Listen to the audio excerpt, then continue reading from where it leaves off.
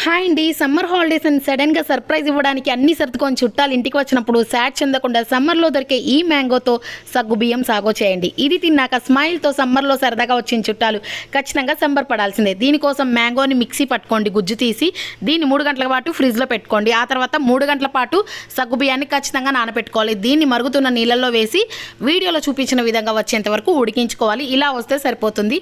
ఆ తర్వాత బాదం, జీడిపప్పు, కార్న్ఫ్లోరు, సోంపు, అలాగే ఇలాచి, కలకండ తీసుకున్నానండి. షుగర్కి బదులు మీరు కావాలంటే షుగర్ తీసుకోవచ్చు. షుగర్ వేసుకుంటే ఇంకా టేస్టీగా ఉంటుంది. దీన్ని మెత్తగా మిక్సీ పట్టుకోండి. ఆ తర్వాత మరుగుతున్న పాలల్లో ఈ పొడిని వేసి పాలు చిక్కబడేంత వరకు ఉడికించుకోవాలి. ప్రాసెస్ అంతా కంప్లీట్ అయిపోయింది. చాలా ఈజీ.